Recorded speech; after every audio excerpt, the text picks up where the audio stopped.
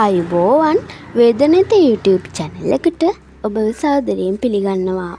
අද අපි මේ වීඩියෝ එකකින් කතා කරන්නේ සම්පූර්ණ රුධිර පරීක්ෂණයක් කියන්නේ මොකක්ද කියන කාරණය පිළිබඳවයි. ඇත්ත වශයෙන්ම මෙම පරීක්ෂණය සම්පූර්ණ රුධිර පරීක්ෂණය කියලායි හැඳින්වෙන්නේ.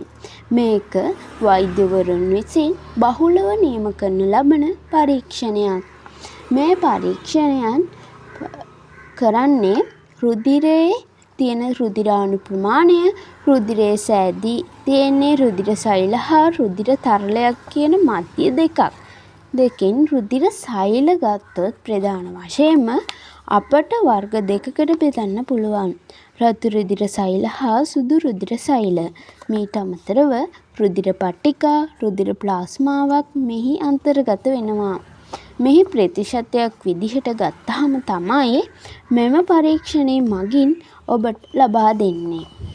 ඉතින් ගොඩක් දෙනෙක් අහන ප්‍රශ්නයක් තමයි මෙම පරීක්ෂණයට කොහොමද මුහුණ දෙන්න ඕනේ කියලා.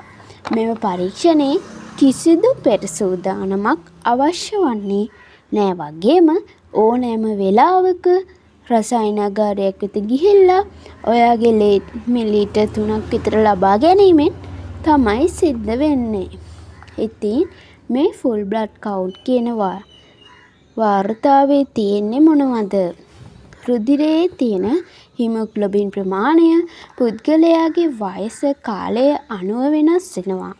උපතේදී තියෙන හිමොග්ලොබින් ප්‍රමාණය නෙමෙයි ඔයා වැඩිහිටි අවධියට පත් වෙද්දී තියෙන්නේ. සාමාන්‍ය වැඩිහිටි පුද්ගලයෙක්ගේ තියෙන්න ඕන හිමොග්ලොබින් ප්‍රමාණය 13.5 17.5 විදිහට දක්වනවා. වගේම ගැහැණු කෙනෙක්ගේ 11.5 15.5 විතර අගයක් සාමාන්‍යයෙන් ආසියාතික අපි සලකා බලනවා. ඉතින් මේ විදිහට හිමොග්ලොබින් ප්‍රමාණය තියෙන්න ඕන මට්ටම වඩා අඩු අගයක් වුණොත් ඔයාට රක්තහීනතාවය ඇති වෙනවා. මෙහිදී ඔයාට තද මහන්සි ගතියක්, හුස්ම ගන්න අමාරු ගතියක්, ඇඟ සුදු මෙලිවීමක් වැනි වාගේ දේවල් වෛද්‍යවරයාට හඳුනා ගන්න පුළුවන්. රතු රුධිරාණු සෛල ප්‍රමාණය වගේම PCO කියන අගයන් වලින් ඩෙන්ගු වෛරස් ආසාදන දේවල් වෛද්‍යවරයාට නිර්ණය කිරීමේ පහසුවක් තියෙනවා. සුදු රුධිරාණු ගත්තාම WCV වාසා සෛල, නියුට්‍රොෆිල මේ එකිනෙක සෛල වර්ග අනුව අපිට මේ බැක්ටීරියා ආසාදනයක්ද දිලීර ආසාදනයක්ද ඒ වගේම ඕන දෙයක් හඳුනා ගැනීමේ හැකියාව තියෙනවා. ඒ අනුව අපිට ප්‍රතිකාර කිරීමේදී සමහර වෛරස් ආසාදන, සමහර බැක්ටීරියා ආසාදනවල රුධිර පට්ටිකා ප්‍රමාණය අඩුයි. ඒ වගේම තමයි රෝග නිර්ණය කිරීම වෛද්‍යවරයාට පහසුවක් වෙනවා.